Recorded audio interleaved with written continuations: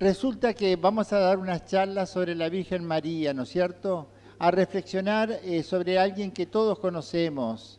Es una persona y todo lo que digamos sobre la persona de María va a quedar chiquitito. Es igual que cuando hablamos de alguien que queremos mucho, todo lo que decimos queda chiquito porque ella es mucho más que eso.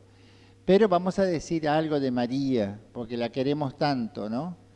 Porque nuestra Madre es celestial, porque siempre está con Cristo, con nosotros. Entonces la queremos tanto a la Virgen que vamos a decir algunas cosas sobre ella.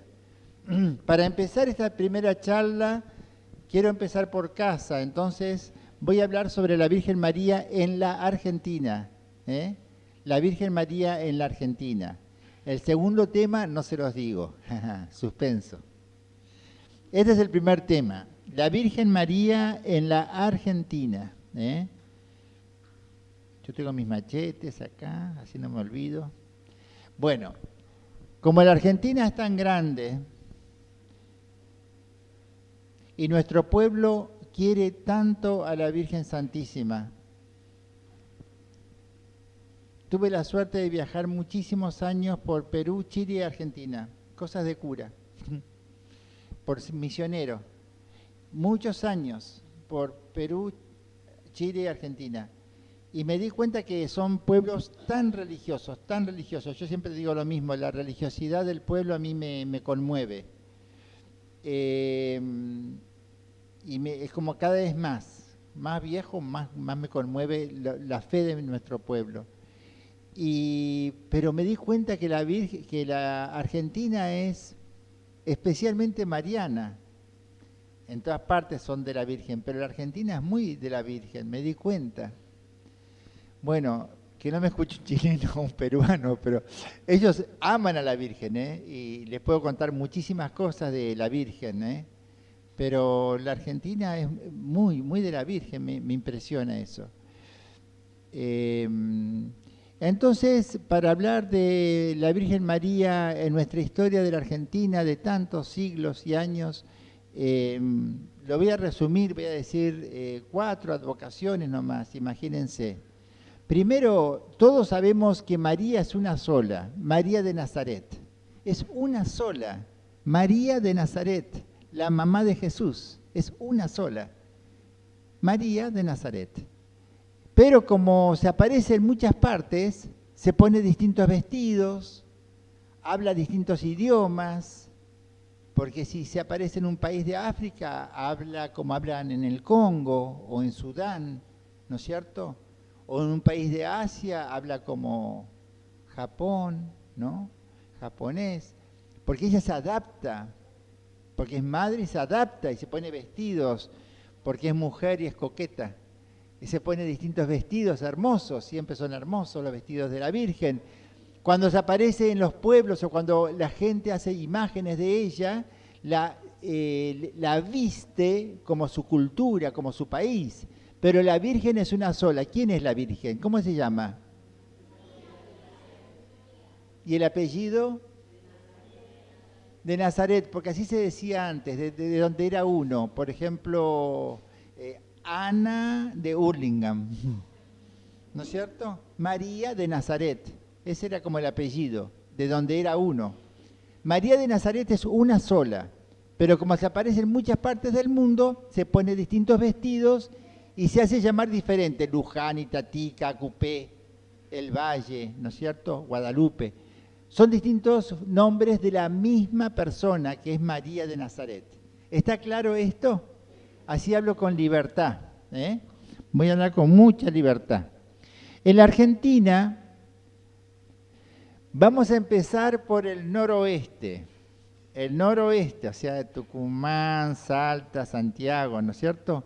Hay muchísimas advocaciones. Como en Perú y en Chile también hay muchísimas advocaciones de la Virgen María, ¿no? Muchísimas. Pero yo voy a elegir una que es la más representativa, no sé qué palabra usar, porque si digo la más importante los salteños me van a correr. Pero yo elegí la de Catamarca, la del Valle. Es la más emblemática, la que uno dice siempre en el noroeste, la más emblemática, la más representativa del noroeste argentino, del noroeste, tirando para la cordillera, para ese lado, la Virgen de Catamarca. Entonces quiero decir unas palabras sobre la Virgen de Catamarca para dar una vuelta a la Argentina. Vamos a dar una vuelta a la Argentina, pero una vuelta no muy lenta, rápida. La Virgen del Valle de Catamarca, ¿no es cierto? Es representativa del noroeste argentino, porque también está la Virgen del Milagro de Salta, hay tantas, Sumampa en Santiago del Estero, etcétera, etcétera, ¿no? Pero vamos a tomar esta que es la más representativa. Virgen del Valle de Catamarca. Esta imagen de la Inmaculada Concepción se descubre entre 1618 y 1620, o sea, hace 400 años, ¿no es cierto? Se descubre, ¿y de qué manera? La descubren en la gruta de Choya, cerca de la capital de Catamarca. Allí vivían, en ese lugar, en ese pueblo Choya, vivían en 1620, hace 400 años, unos encomenderos españoles. ¿Qué significa? En esa época, hace 400 años, época que los españoles reinaban en estas tierras, porque después vino la independencia, entonces estaban los encomenderos, que eran españoles que se ocupaban de cultivar la tierra, pero eran los capataces, la verdad. Y los que cultivaban la tierra eran la gente originaria, ¿no? Pero había encomenderos españoles muy buenos, porque a veces uno siempre piensa que son malos, ¿no? Había muy, muy buenos algunos, y otros no, como siempre hay de todo en todas partes. Había encomenderos españoles y los pobladores autóctonos, en su mayoría todos eran cristianos, tanto los encomenderos españoles como los autóctonos del lugar también eran cristianos. Trabajaban la tierra y pastoreaban los animales en ese lugar de Catamarca. Estamos cerca de la actual capital de Catamarca. Una vez, y esto es historia, no es un cuento, un originario encomendado, o sea, alguien que estaba trabajando la tierra, un originario, una noche escuchó voces y cantos, y vio a unas indiecitas que llevaban lámparas y flores a la montaña. Entonces salió de noche y vio que había unas indiecitas llevando flores y velas a un lugar extraño. Entonces se murió de intriga y lo siguió a escondidas. A la mañana siguiente fue a ver todo esto y encontró huellas en el camino. Encontró las huellas de las indiecitas que llevaban flores y velas de noche. Y las siguió a las huellas. Las siguió unos 5 kilómetros, un largo camino, 5 kilómetros. Y llegó a un lugar donde había una gruta de 7 metros de altura. De pronto llegó 7 metros de altura, una gruta. Entonces subió, curioso, trepó a la gruta, este autóctono, este trabajador. ¿Y qué es lo que vio en la gruta? En el fondo de la misma encontró una imagen de la Virgen, pequeñita la imagen, muy limpita, muy limpia, muy cuidada, de rostro moreno, de rostro moreno y las manos juntas. Esto es bien de la Inmaculada, las manos juntas. Bueno, ahí ya no tienen las manos juntas, pero podría tener las manos juntas. Entonces, una imagen muy limpita, con las manos juntitas, inmaculada, y de rostro moreno. Ahí iban las indiecitas con sus flores y sus velas, ¿entienden? De noche. Después de varios meses, se lo contó a su capataz, o sea, al encomendero español. Este hombre de trabajo, la verdad, se enamoró de la Virgen, porque le dijo al capataz que amaba mucho a esta Virgen y que las indiecitas, las autóctonas del lugar, que llevaban flores y velas, la amaban mucho. Y él también, porque había pasado ya unos meses, no se animaba a contarle antes. Tomó fuerzas y le contó, a ver qué pasaba. Este es el origen, así le encontraron, a la imagen de la Virgen del Valle de Catamarca, la misma que se venera hoy en el santuario de Catamarca, que es morenita, morenita. La fiesta de la Virgen del Valle de Catamarca es el 8 de diciembre. Y también tiene una segunda fiesta, los segundos domingos del tiempo pascual. El segundo domingo del tiempo pascual también se celebra la Virgen del Valle de Catamarca. Sus procesiones y visitas al santuario actual son las más numerosas del norte argentino. Por esta razón, en 1974 se la declaró patrona nacional del turismo.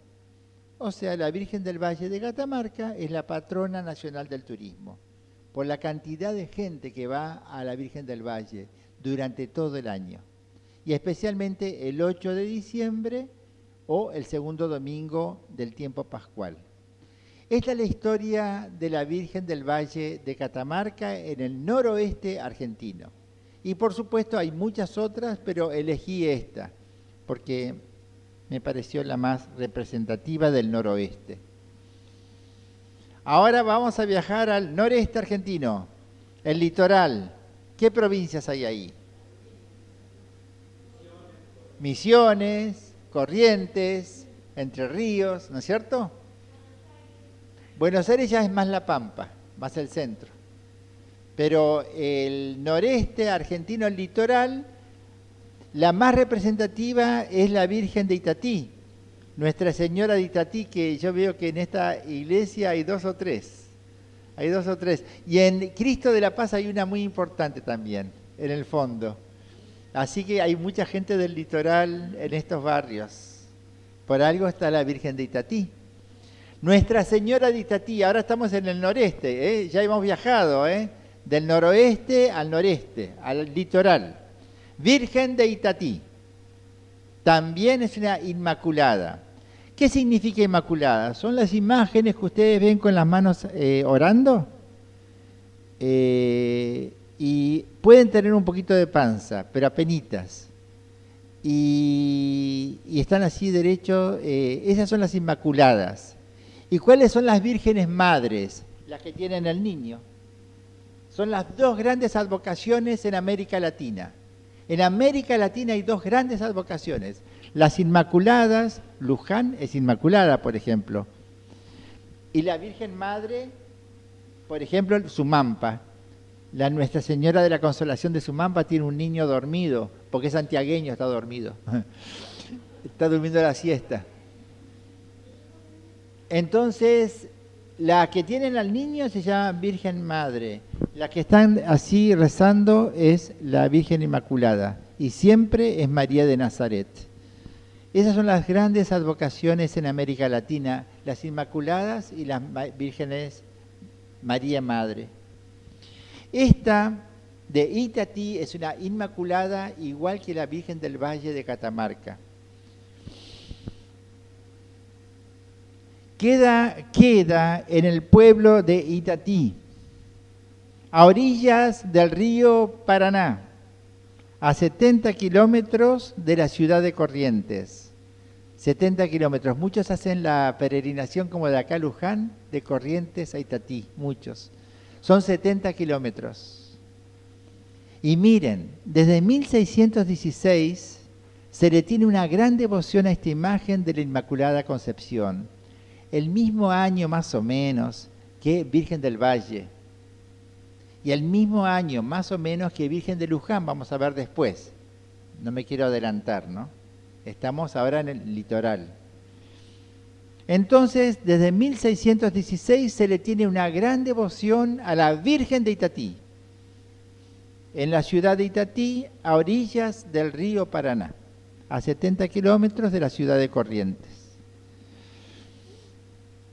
Dice la historia que ya, un poco de historia, ya en 1528, mucho antes, en las expediciones de Gaboto, se le dio a esta región el nombre de Santa Ana, igual que esta calle, Santa Ana.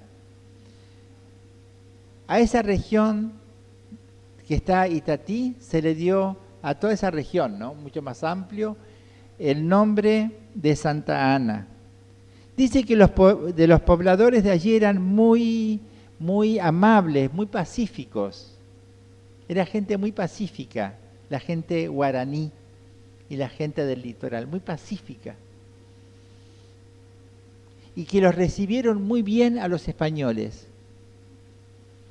Cosas de la historia, ¿no? Importante.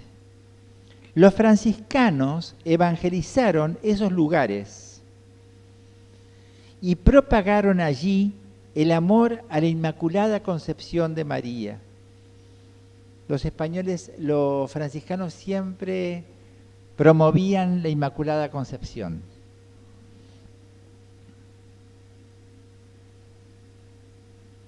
Desde 1616 en adelante, se recuerda que esta imagen de la Purísima Concepción de Itatí se transfiguraba. De pronto había días que se transfiguraba su rostro y se ponía bellísima. Era bella y es bella, pero se ponía bellísima, ¿no? Y se volvía por unos días bellísima. Estas transfiguraciones continuaron en los años y fueron muy famosas y conocidas.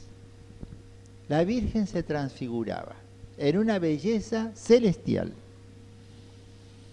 Y hubo muchos milagros y sanaciones, porque la gente se acercaba asombrada frente a este fenómeno y le pedía sanaciones. Y hubo muchos milagros y muchas sanaciones en Itatí, a lo largo de los siglos, son 4 siglos.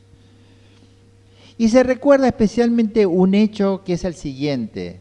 Años después, en 1748, ciento y tantos años después, en el pueblo de Itatí convivían pacíficamente los pobladores autóctonos del lugar y los españoles, como ya dijimos.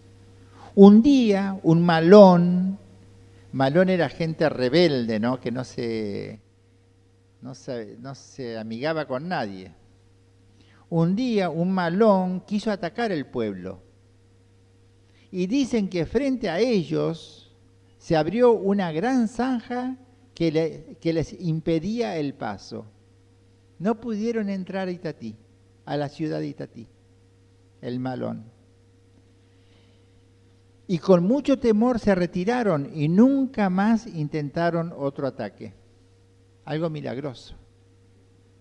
La gente acudió a la capilla a dar gracias a la Virgen y así creció su devoción. Le agradecía que el malón no les hubiera hecho nada. Bueno, esas cosas conocidas de la historia de Itatí. En el año 1900 fue coronada la imagen de Itatí y declarada Reina del Paraná y Reina del Amor. Suena romántico, ¿no? Reina del Amor. Su fiesta es el 9 de julio y también se la festeja el 16 del mismo mes. El 9 de julio se festeja la Virgen de Itatí y el 16 de julio, 7 días después, la coronación de la Virgen de Itatí. Tiene 2 fiestas.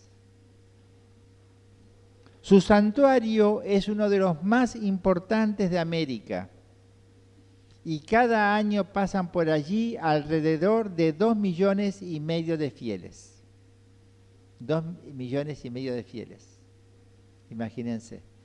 Entonces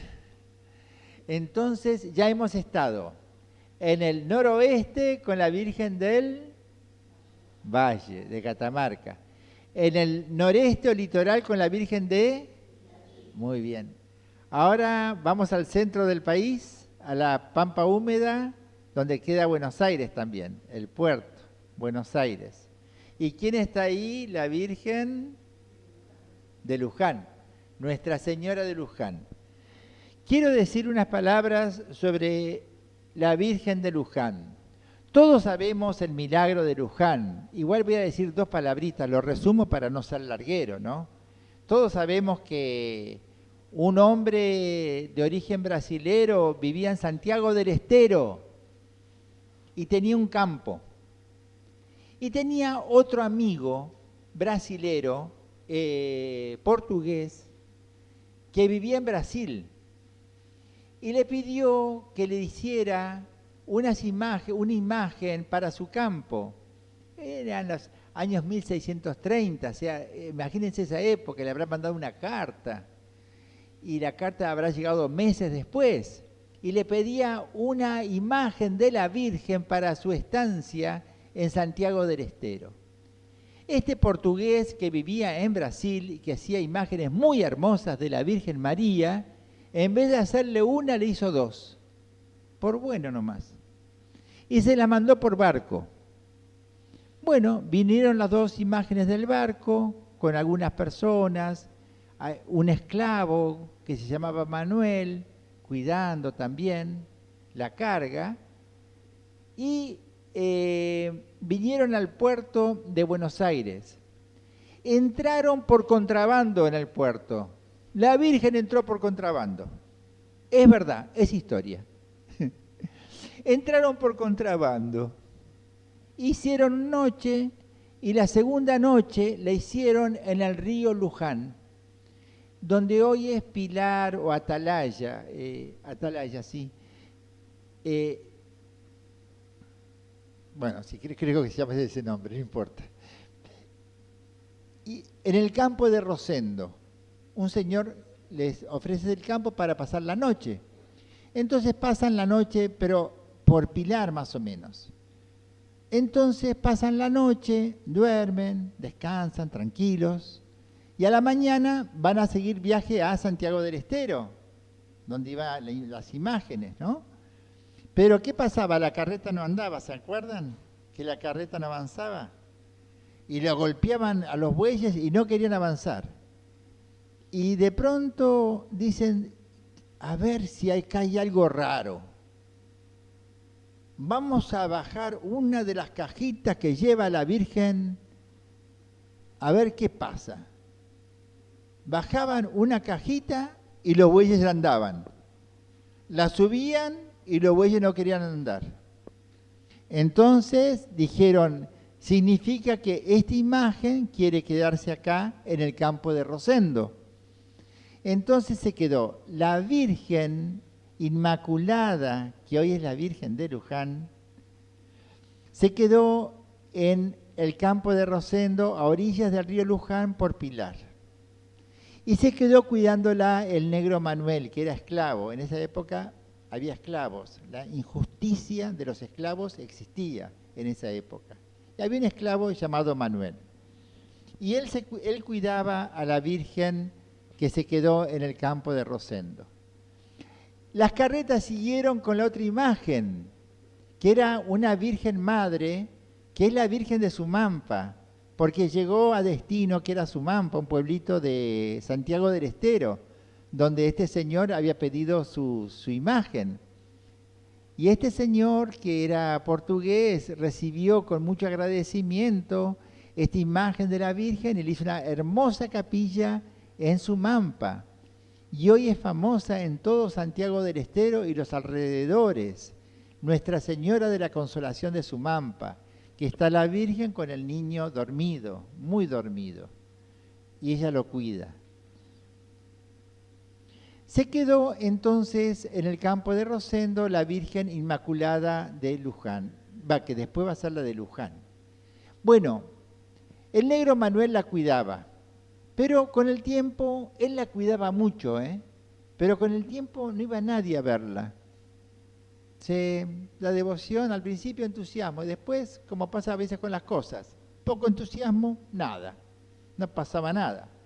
Entonces, una señora se entera, Ana Matos, una señora que tenía dinero, que vivía en la aldea de Luján, en la villa de Luján, a unos kilómetros de Pilar, se entera de todo esto y compra la imagen, aunque parezca mentira, compra la imagen.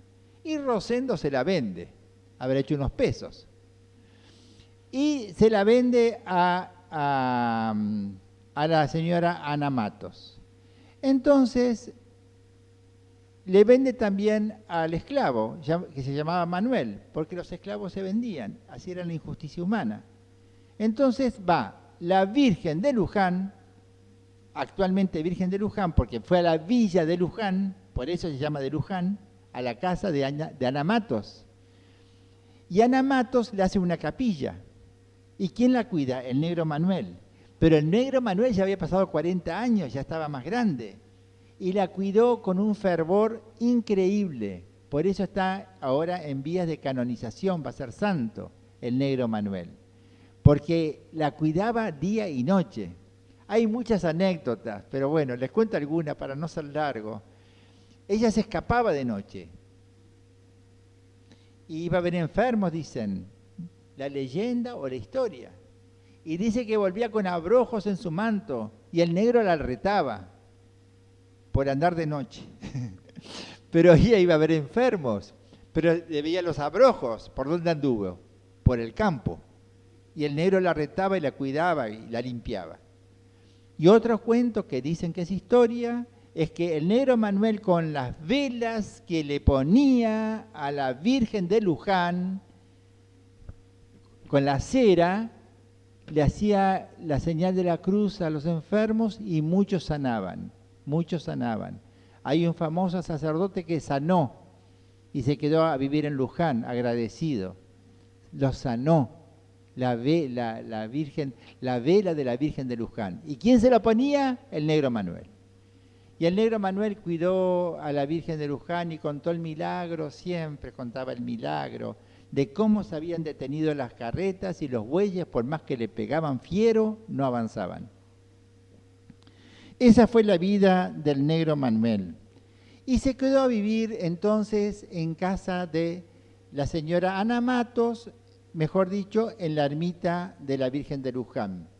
Esa ermita después fue una capilla y más adelante les cuento más. Ese es el negro Manuel. Y esa fue Ana Matos, la que lo compró. Esto fue en 1630. Bueno, sucedió algo que no les conté, que la Virgen también se volvía al campo de Rosendo. Y decían, ¿por qué se vuelve al campo de Rosendo? 3 veces se volvió. Y decían, tenía su carácter, ¿no? La Virgen. Se volvía al campo de Rosendo. Hasta que dijeron, no, lo que quiere la Virgen es que la traigamos en procesión pública y que todo el mundo sepa que viene de lo de Rosendo a la villa de Luján, a una nueva capilla. Y así lo hicieron y nunca más escapó. Nunca más escapó la Virgen. Se quedó en Luján para siempre. Y la Virgen que nosotros vemos en Luján, la que está allá arriba en Luján, es la auténtica. Estamos hablando de esta imagen de Luján. Hasta el fin de sus días la cuidó el negro Manuel. Y Ana Matos fue muy fiel con cuidarla también a la Virgen Santísima y honrarla, ¿no es cierto? Y cuidar la ermita y los peregrinos. Luego hay otro personaje muy importante en esta historia, pero esto es más adelante.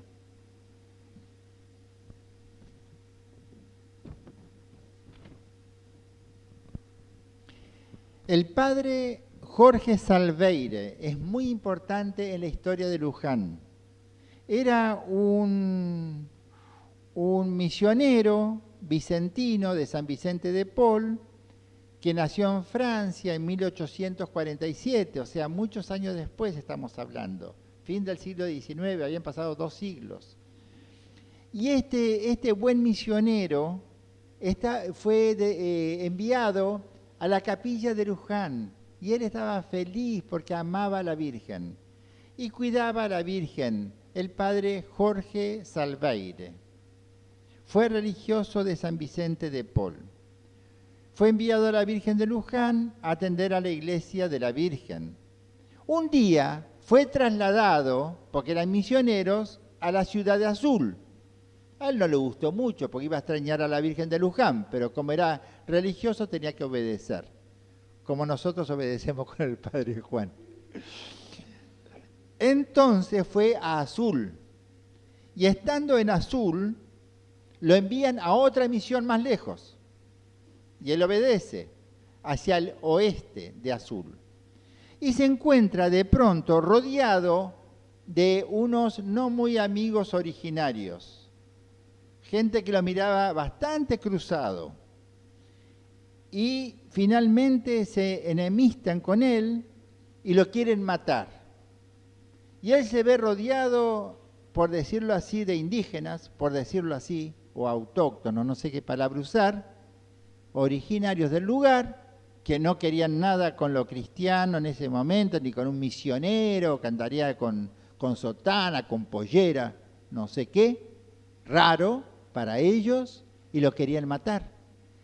Y el padre Jorge María Salveire rogó a la Virgen de Luján y le dijo: Virgencita mía, si me salvás de esta, te prometo escribirte un libro y hacerte una iglesia, bien grande, para que lo salve, bien grande. Y se salvó milagrosamente. Y el padre Jorge María Salveire escribió un libro hermoso sobre la Virgen de Luján, que todavía está hoy día. Y empezó la gran construcción de la Basílica de Luján, la que conocemos todos, a fin de los años 1800. Y él murió en 1899. Y la Basílica de Luján se terminó de construir varios años después, en 1900, principio de 1900. Entonces, después se terminó de construir. Pero él la empezó a construir, cumplió con su promesa. Y es la actual Basílica de Luján. Por eso el padre Jorge María Salveire está enterrado en el ala derecha de la Basílica de Luján, a los pies de la Milagrosa. Si ustedes entran al fondo a la derecha, van a encontrar la tumba del padre Jorge María Salveire, gran misionero vicentino, que amó mucho a la Virgen de Luján. Quiero contarles de 2 personas más.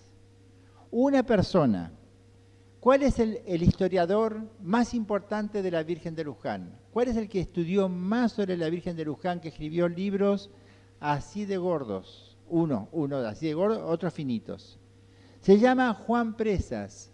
¿Saben de qué diócesis era? De la diócesis de Morón.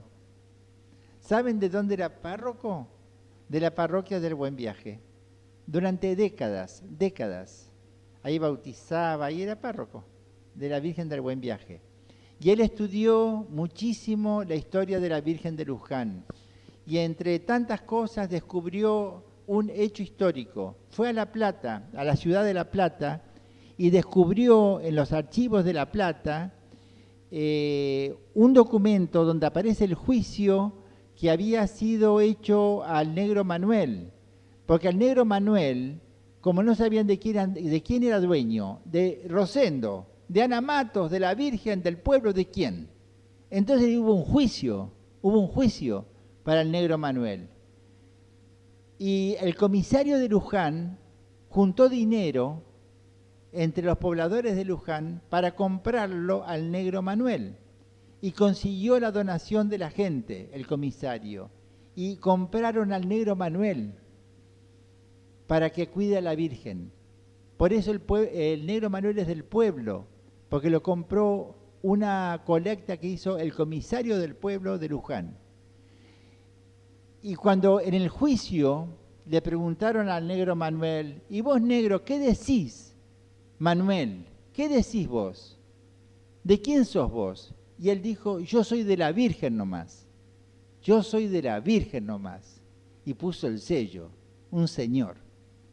Entonces, este documento estaba en La Plata, imagínense los años, 4 siglos.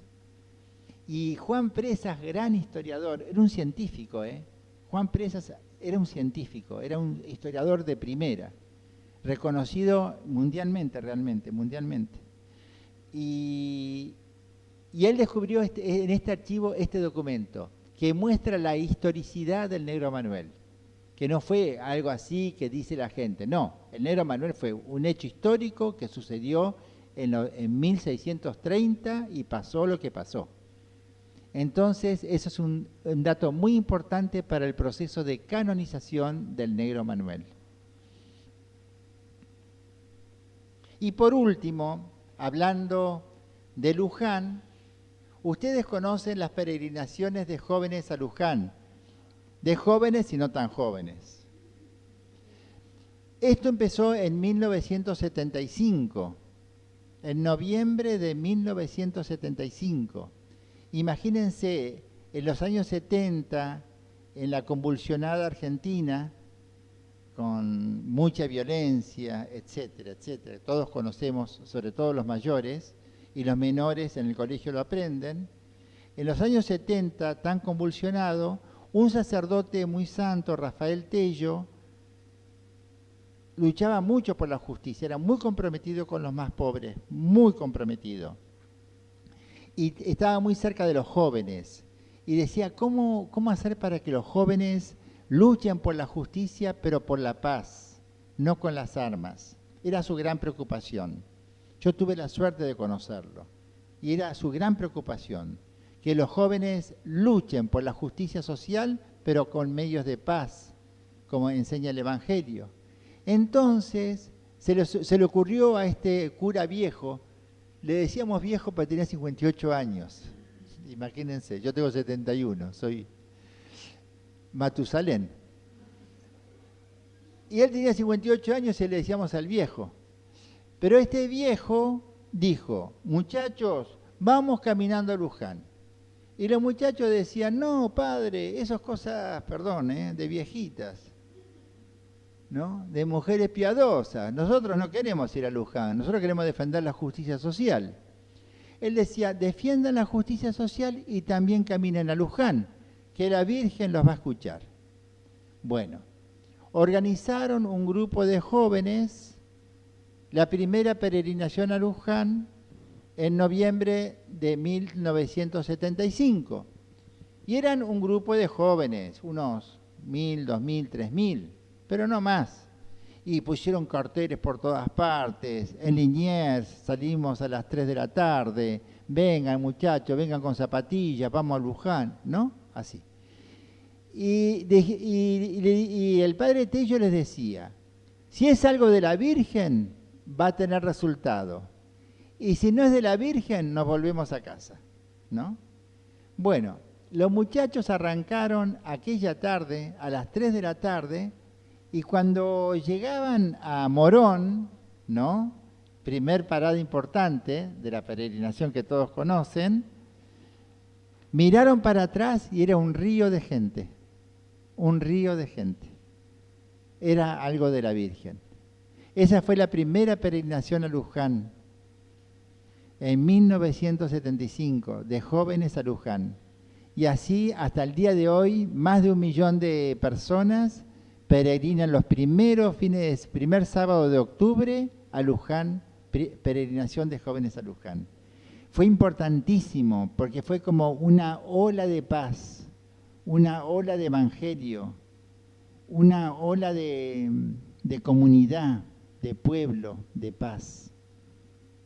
Y ahí fue importantísimo, yo pienso, para la iglesia. Y ahí se encauzó mucho la evangelización en la iglesia en la Argentina. Gracias al padre Tello.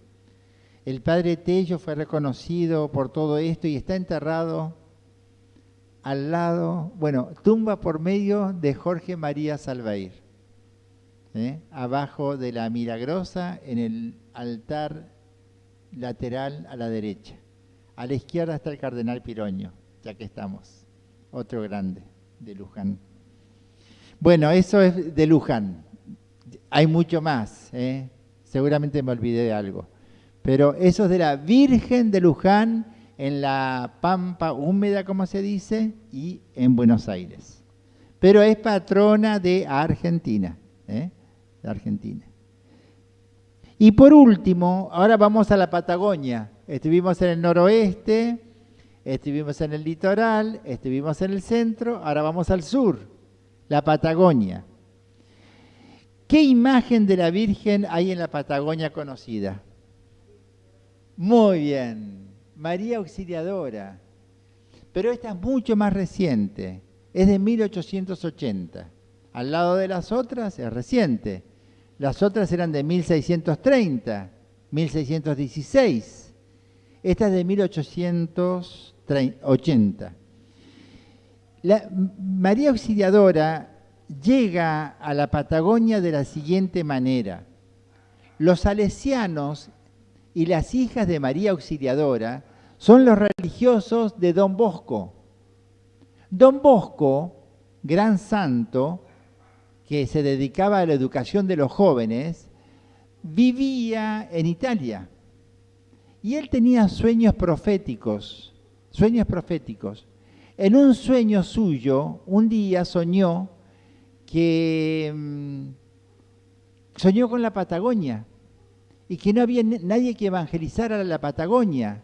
Estaba en Italia, don Bosco, ni conocía Sudamérica. Y soñó con la Patagonia, que no había evangelización en la Patagonia.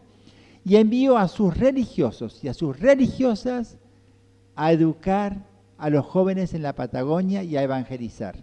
Son los salesianos y las hijas de María Auxiliadora. ¿Y cuál es la devoción de ellos? María Auxiliadora.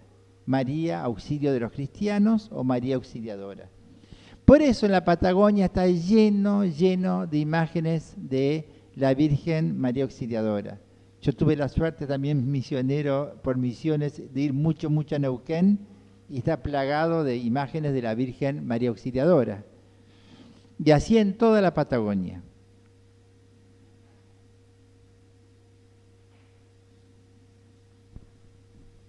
Hay un santo que se llama Ceferino Namuncurá, el indiecito, todos lo conocemos, Ceferino Namuncurá.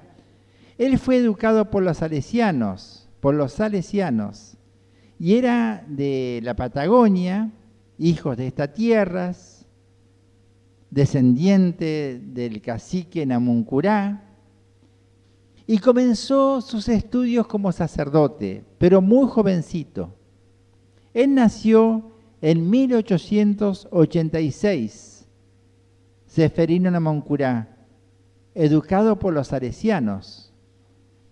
Entonces quería ser sacerdote y lo enviaron a Roma, a estudiar en Roma y a prepararse mejor. Entonces viajó a Roma y era jovencito, porque murió a los 18 años, les cuento el final.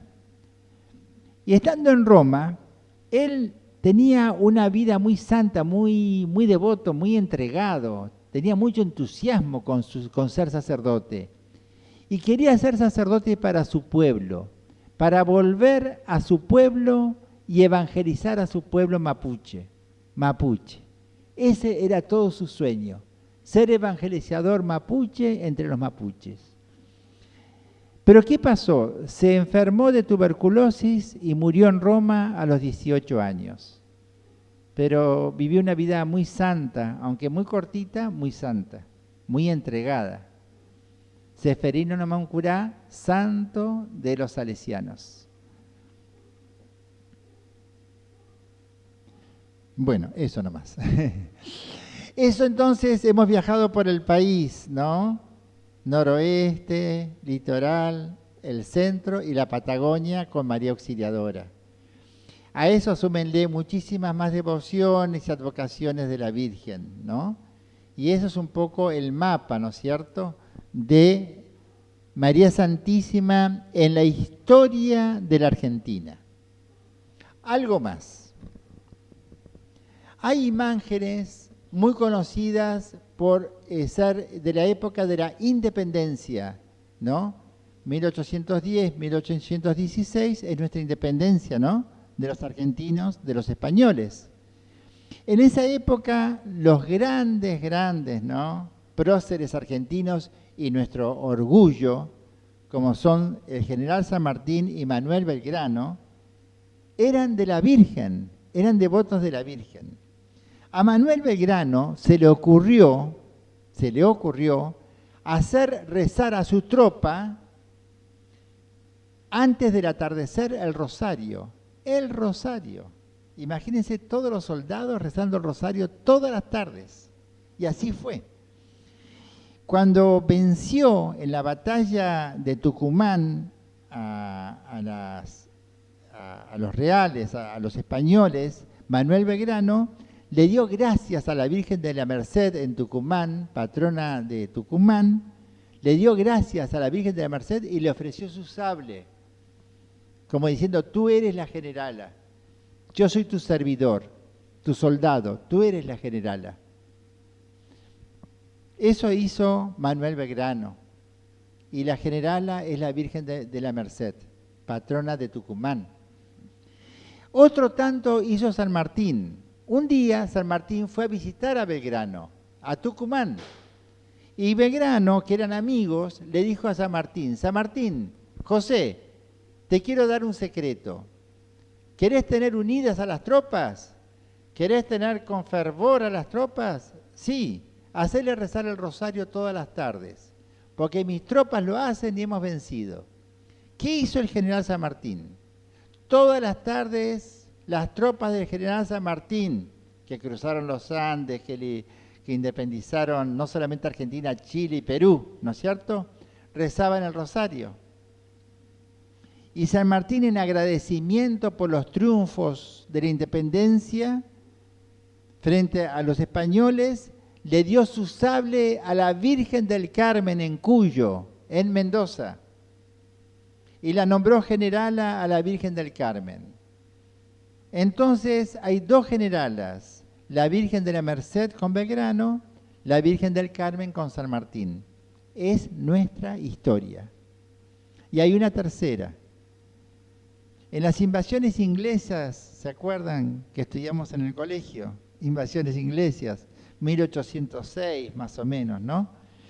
En las invasiones inglesas, cuando los ingleses nos quisieron usurpar nuestras tierras, Liniers le rezó muchísimo a Nuestra Señora del Rosario, acá en Buenos Aires, para que protegiera la ciudad.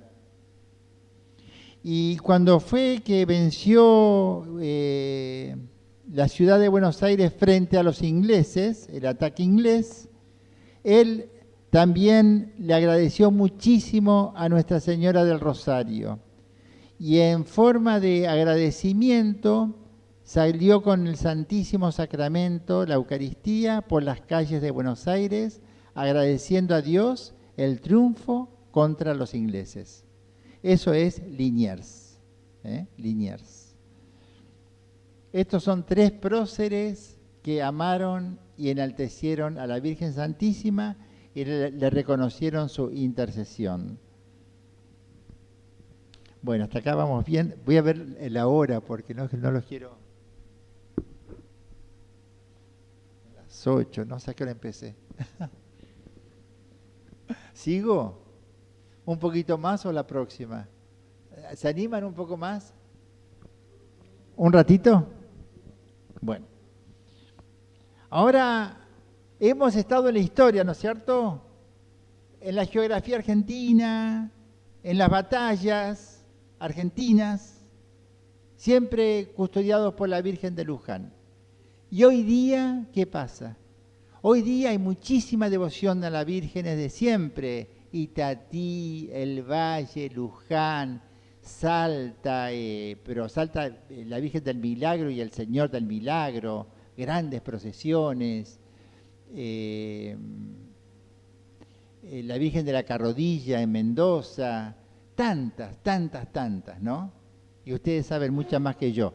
Y sin hablar la de los pueblos hermanos, Cacupé en Paraguay, el Carmen en Chile, 33 Orientales en Uruguay, en Bolivia, Copacabana, entre otras, ¿no es cierto? Así, en todas partes hay imágenes tan importantes de la Virgen que unen al pueblo.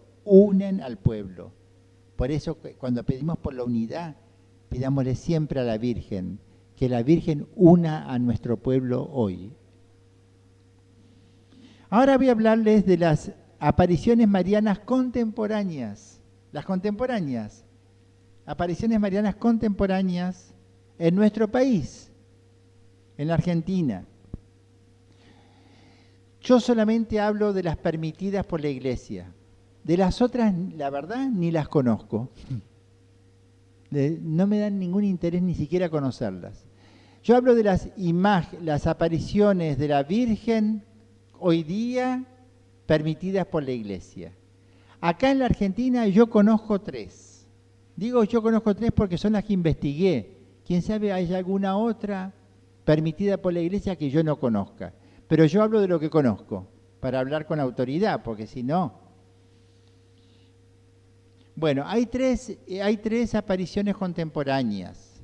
Todos conocemos la imagen de Nuestra Señora del Rosario de San Nicolás, que se empezó a aparecer a Gladys Mota en 1983. 1983, totalmente actual. Gladys Mota es una señora igual que todos ustedes, totalmente normal. Y llevaba una vida totalmente normal con su marido, sus hijos, ama de casa, trabajadora, ¿no? Y un día empezó a tener revelaciones de la Virgen, ¿no?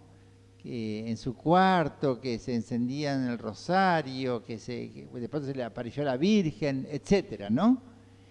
Y tuvo muy buen acompañamiento sacerdotal. El párroco Carlos Pérez, tengo la suerte de conocerlo, una vez lo vi, pero yo soy medio cholulo, porque lo vi la vez y digo que lo conozco, pero me cayó tan bien, y además lo leo mucho, y lo veo por YouTube, ¿no? Pérez, el padre Pérez, ahora está más viejito, es un santo.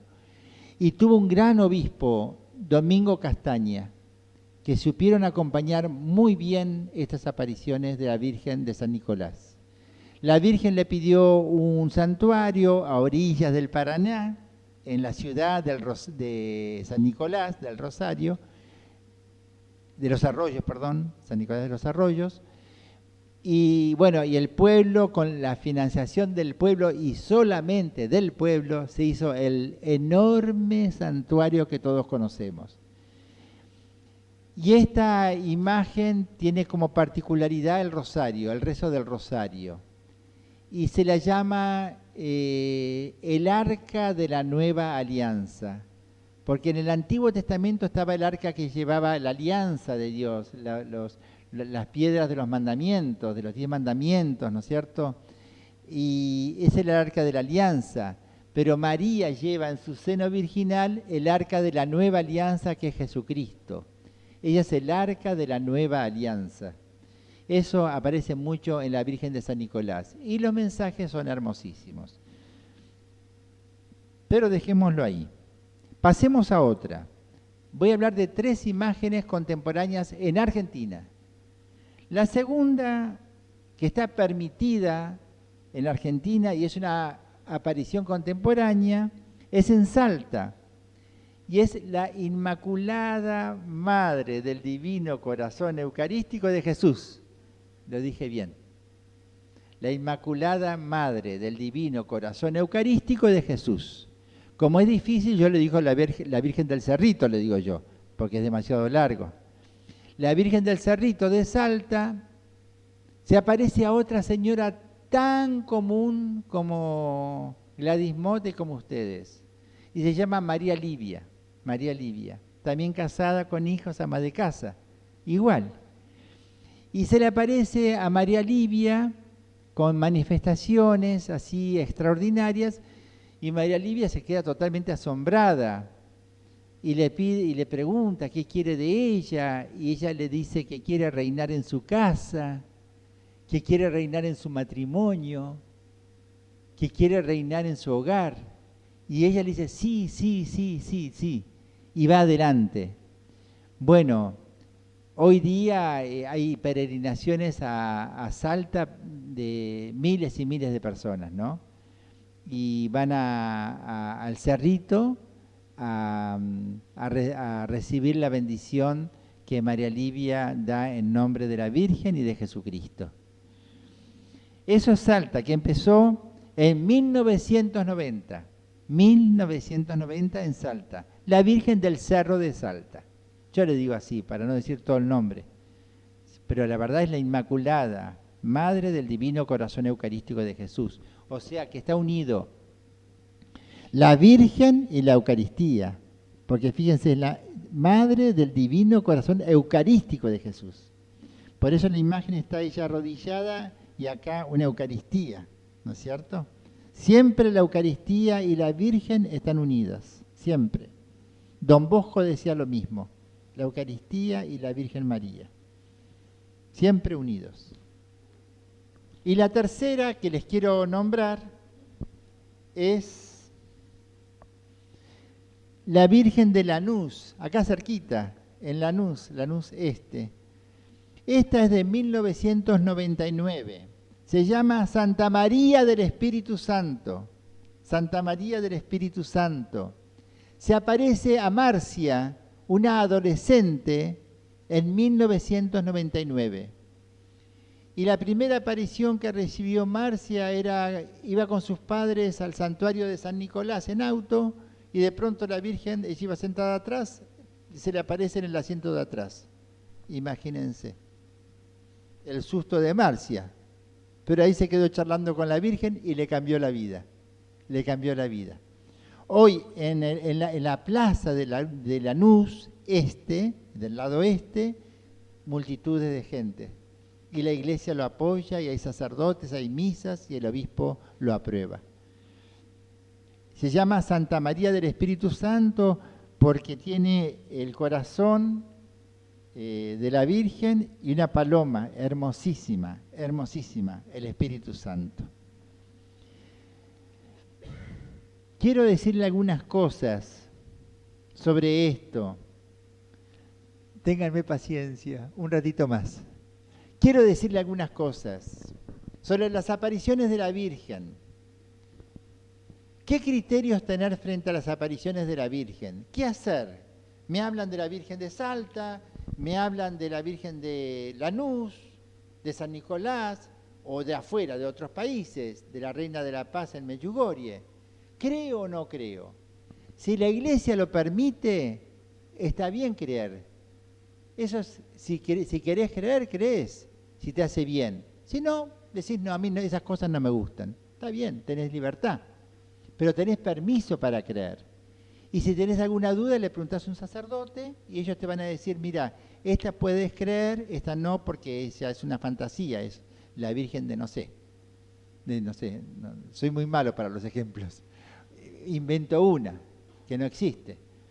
Pero estas son creíbles porque la Iglesia lo permite. Frente a los mensajes actuales de las apariciones de la Virgen, hay que tener presente tres cosas, yo digo. Confianza, nunca miedo. Nunca nos va a decir algo que nos dé miedo. Porque la Virgen es madre, no nos viene a asustar, nos viene a consolar. Cuando los tiempos son difíciles, son tiempos de María. Tiempos difíciles, tiempos de María. María nos viene a consolar porque son tiempos difíciles. Entonces siempre confianza. Si yo tengo confianza, mi corazón está en paz. Porque Dios es amor y nos ama y nos perdona y nos abraza. Y la Virgen nos ama, nos abraza y nos perdona. Siempre paz, siempre confianza. Eso es lo primero. Segundo, esperanza, porque aunque sean tiempos difíciles los que vivimos hoy o los que podamos vivir mañana, aunque sean tiempos difíciles, siempre triunfa Dios. Siempre triunfa Dios. Porque ¿qué triunfó? ¿La cruz o la resurrección? ¿Qué triunfó? La resurrección. La última palabra en la vida, la resurrección. Siempre triunfa Dios. Y la Virgen en Fátima dijo, finalmente mi inmaculado corazón triunfará. Finalmente mi inmaculado corazón triunfará. Siempre son tiempos de esperanza para un mundo mejor, para un mundo mejor. Entonces, confianza en Dios, esperanza. Y tercero, prudencia. Prudencia. ¿Qué significa prudencia? No andar curioseando. ¿Qué dice tal cosa? ¿Qué dijo la Virgen en tal lugar? Que se va a caer el mundo. Yo en internet vi que decían que no sé qué cosa. Eso es curiosidad. No, prudencia. Tranquilo, tranquilo. Con saber que existen. Que la Virgen es madre y es maestra, tranquilos, todo lo que hay que saber. No hay que curiosear, hay una curiosidad que es malsana, que nos hace mal, andar curioseando con miedo, ¿no? ¿Qué dijo? ¿Qué pasó? No, nada de eso. Y otra cosa más, ¿dónde buscar sobre esto? ¿Dónde buscar sobre la Virgen de San Nicolás, por ejemplo, ¿no? O la Virgen de Salta. En las librerías católicas. En las librerías católicas. Hay libros sobre esto. También se puede buscar en internet, pero con mucho cuidado, porque en internet hay cosas buenas y cosas malas, cosas verdaderas y cosas mentirosas, y no todo lo que brilla es oro. Entonces, si buscan en internet sobre estas cosas, tengan mucho cuidado. Si les produce inquietud, no es de Dios. Si les produce paz, sí es de Dios. Porque Dios es el Dios de la paz. Y si tienen duda, hablen con un sacerdote. No se queden con las dudas. No se queden con cosas así apocalípticas, terribles. No. Ese es el coludo que mete la cola. Nada de eso. Son mensajes de paz y de esperanza.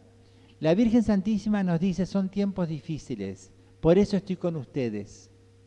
Por eso estoy con ustedes. Porque ¿cuál es el mensaje de la Virgen? El mensaje de la Virgen son dos cosas.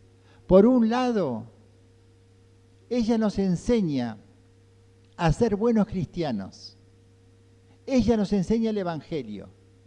Por eso en Medjugorje los videntes le decían a la Virgen, pero María, ¿para qué te apareces si nos enseñás lo que ya sabemos, el Evangelio?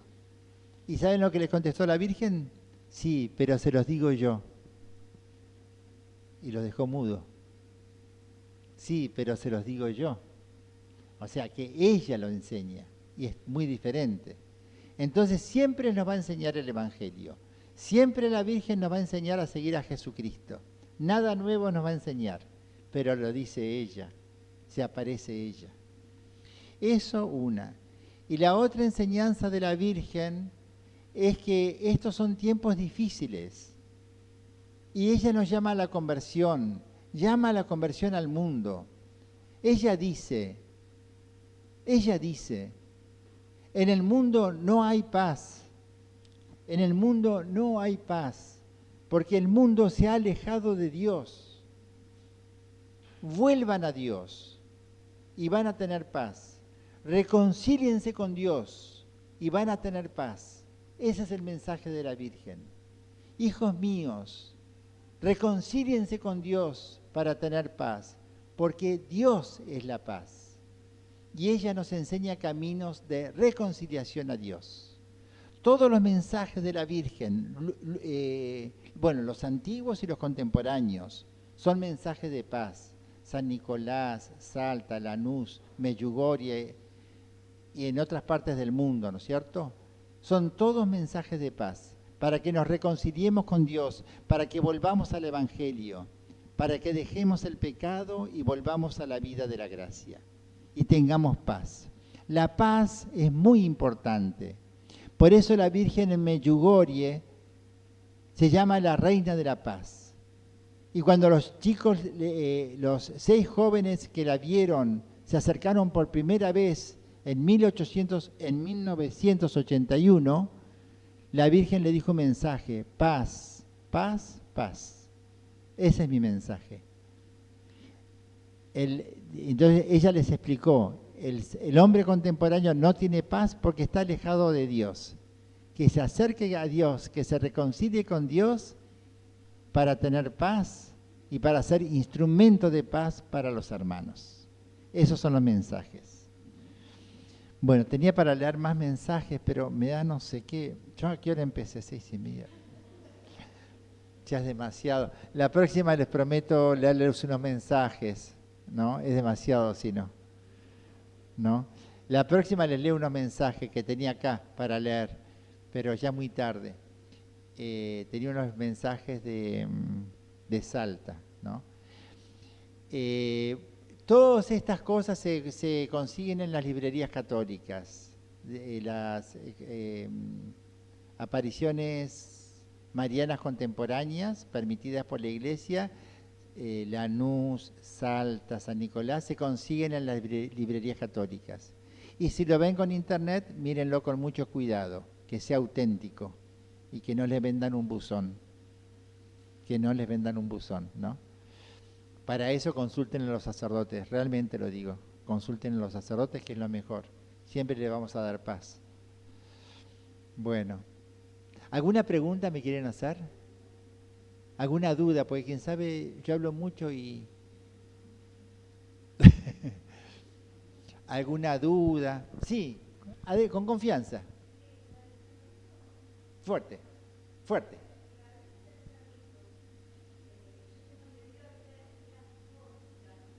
Sí, sí, exacto. Sí, exacto, exacto. Tuve la suerte de estar allá y es jovencita. Es una imagen así como adorando al Santísimo, a Jesús Eucaristía, jovencita.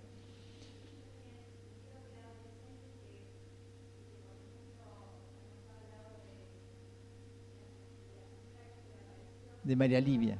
Sí, sí, sí, sí, así es jovencita. Muy bien. ¿Alguna otra pregunta? Fuerte.